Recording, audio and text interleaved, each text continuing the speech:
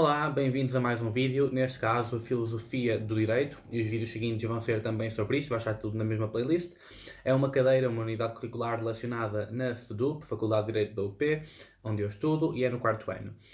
Pela natureza da cadeira, temos de ter em atenção que aquilo que são as matérias, aquilo que é o programa, são escolhidos e são dados de uma determinada forma, e mais ainda, como sou eu a interpretá-lo e eu a tentar explicá-lo, ainda são de outra forma. Portanto, tudo o que vai ser aqui dado, vamos falar de alguns temas diferentes, essencialmente sobre filosofia, sobre direito, ética, política, e a maior parte das coisas é baseado em factos, naquilo que é a doutrina, aquilo que os vários autores foram defendendo. No entanto, a compreensão destas coisas varia um bocado de pessoa para pessoa. Portanto, aquilo que eu disser deve ser levado com uma atitude crítica, com um pensamento próprio e com uma grande reflexão. Como, de qualquer forma, deveria ser se fosse lido dos próprios autores. Apenas para fazer esse disclaimer assim no início. Para falarmos de filosofia do direito, temos que falar, em primeiro lugar, da filosofia. Portanto, a filosofia, já todos temos no secundário de certa forma, mas acaba por ser um bocado mais complexa e ao mesmo tempo simples. Podemos dizer que a filosofia começou, mais ou menos, com Tales de Mileto, um antigo filósofo, pessoa que viveu, lá está, na Grécia, e ele uma vez disse: sabem, eu acho que tudo o que há no universo, na verdade, é água. É feito de água, é composto por água. Tipo, são partículas de água de alguma forma unidas. E vocês certamente já ouviram falar dos quatro elementos, o fogo, a água, a terra e ar. E se calhar começou um bocado aqui. Só que enquanto ele disse que era água, outros começaram a dizer: não, eu não acho que seja água, repara que é terra. E então começaram a discutir estas coisas. Aquilo que a filosofia é, não é necessariamente cada uma das respostas, mas é a pergunta que ele fez. Que é: será que existe alguma coisa no universo que seja a unidade de tudo e lá está, depois tudo venha disso? E daí é que ele diz: eu acho que é água. Portanto, a filosofia começa por ser esta pergunta, esta interrogação àquilo que ainda não era questionado. E, portanto, vamos além das possibilidades, vamos além daquilo que era aceite e tentamos colocar novas hipóteses. E depois, podemos ter razão, podemos não ter razão, os outros vão ter outras opiniões e vamos debatendo a partir daí. Portanto, a filosofia é uma busca pelo conhecimento que, lá está, se nós conseguíssemos a resposta, se nós conseguíssemos perceber, ok, olha, tudo no universo é feito de átomos. Então, de certa forma, acabava por aqui, porque aí é ciência, conseguimos provar isso, já conseguimos vê-lo.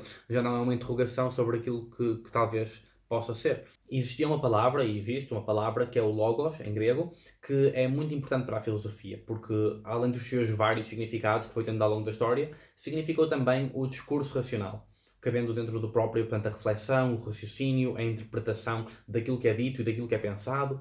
Portanto, o logos será uma componente essencial do exercício de problematização que nos ajuda a tentar encontrar respostas e a tentar encontrar também as melhores perguntas ou as perguntas mais interessantes.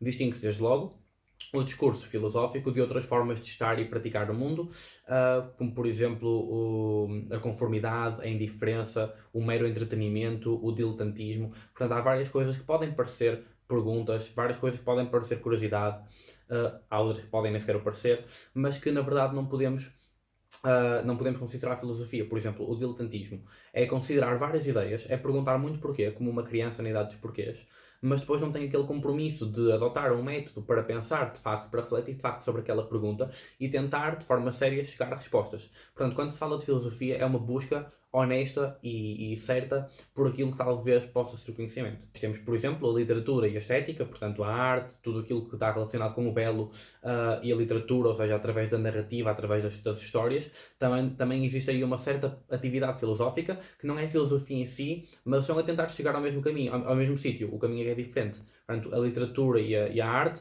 estão a tentar chegar também àquilo que nós ainda não conhecemos, aquilo que dentro de nós exige ser expressado e entendido, mas vai por um caminho diferente da filosofia, porque a filosofia baseia-se necessariamente no discurso racional. Ora, este discurso racional poderia funcionar de várias formas. A filosofia, nesta busca pelo conhecimento, utiliza o discurso racional de uma forma dialética, ou seja, através do diálogo. E eles lá está, na Grécia Antiga não tinham muito como falar por WhatsApp. Então o que eles faziam mesmo era estavam juntos e discursavam sobre as coisas e debatiam sobre as coisas. E eles acabam por criticar, a certa altura, os próprios livros, quando começam a utilizar a escrita para passar ideias, eles começam a ficar, calma aí, porque isso já impede a comunicação de certa forma, certo? Se uma pessoa escreveu e agora outra está a ler, a pessoa que está a ler não consegue responder, não consegue enriquecer aquilo, não consegue questionar e, portanto, fica um bocado mais complexo. E além disso, este discurso racional, esta procura pelo conhecimento através do discurso e do diálogo, não pode ser feita orientada por outros interesses. Na Grécia Antiga haviam os sofistas, que eram aqueles que se diziam conhecedores, aqueles que fingiam que sabiam, ou que achavam, não sabemos, mas que pretendiam ter conhecimento. E depois o que eles faziam era ensinar pessoas como utilizar o dom da palavra, a oratória, para ganhar na política, para começarem a ser mais famosos e mais bem-sucedidos na política. O que é que isso faz? Se eles têm um interesse em parecer bons, para serem eles os escolhidos como professores e para ganharem dinheiro, o que vai fazer é que eles parem de se questionar. Porque se eles tiverem questões, então eles afinal não são os mais inteligentes. Pronto, então a filosofia é uma busca desinteressada. O único interesse do filósofo na atividade filosófica é mesmo descobrir a verdade, não é? Se é que isso pode existir. Resumindo-se, eu de vez em quando vou fazer assim resumos para garantir que estamos todos a seguir a mesma linha de raciocínio, por mais que eu deambulo, porque esta matéria é mesmo assim. Então, a filosofia caracteriza-se pela interrogação e concretiza-se através do discurso dialético, diálogo, e racional, sem outro interesse senão a busca eterna, eterna porque nunca acaba, do saber. Ok?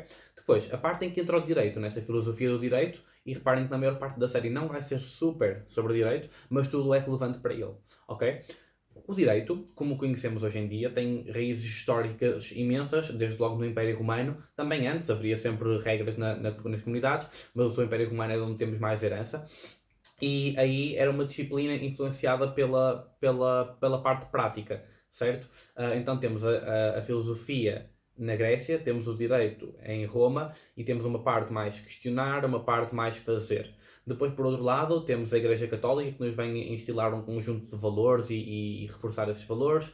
Depois temos não só as invasões, mas também os estabelecimentos germânicos por toda a Europa, que nos vêm dar um sentido de organização, de força. Reparem que mesmo que eles fossem considerados bárbaros a certa altura, depois vêm a ser um dos povos mais organizados possíveis. Hoje o Código Civil Alemão é uma grande obra muito bem vista e, portanto, tudo isto junto acaba por enriquecer aquilo que é o direito hoje em dia e aquilo que é a raiz filosófica que deu origem ao direito também. Inclusivamente, antigamente, dizia-se que o jurista, antes de ser jurista, tinha que ser filósofo. E havia escolas, mesmo de filosofia, em que a pessoa ia para a filosofia, eram as escolas de artes, mas artes aqui entendia-se como filosofia, e digamos que é doutor em filosofia, PhD, vem um bocado também dessa tradição. Portanto, a pessoa primeiro ia para a filosofia e depois é que escolhia, digamos, um mestrado, uma área do conhecimento em que se queria especializar, mas a filosofia seria a base de todas elas. Isto é importante para um jurista, nós agora não temos esse método, temos apenas esta cadeira no quarto ano, mas diz que o jurista, se não questionar o seu próprio processo, a sua própria atividade, então vai ser simplesmente um servo, uma pessoa que está ao serviço de aqueles que fazem a lei. Portanto, o legislador na Assembleia da República, o Costa e os amigos dele, fazem as leis e nós aqui, juristas, advogados, juízes, qualquer que seja a profissão dentro do direito, vamos estar sim senhor, sim senhor, sim senhor. Mesmo sem a questionarmos, sem perceber será que isto é justo, será que isto é a melhor forma, será que nesta situação, neste caso, não devia ser diferente. Portanto, um resumo desta última parte é que o direito resulta de um longo conjunto de tradições em busca da justiça, mas só interrogando fundamentadamente o mesmo é que podemos desempenhá-lo como é devido. E agora, um resumo para fechar mesmo o vídeo é: a filosofia é a busca pelo saber através de um discurso racional entre pessoas, sem se corromper por outros interesses. Para o direito, a filosofia representa a liberdade e humildade na atividade do jurista. Depois, ao longo da série, vamos explorar um bocado melhor quer a filosofia, quer o direito, mas esta parte da liberdade e da humildade na atividade do jurista acabará por ser complementada mesmo no fim do último vídeo. Portanto, tudo isto vai acabar por ter ligações. No próximo vídeo vamos falar da modernidade e vai ser um grande vídeo com muitos tópicos, mas no fundo tudo isto vai colmatar para entendermos melhor como é que a filosofia e o direito estão interligados e como é que o jurista precisa disto para ser um bom jurista.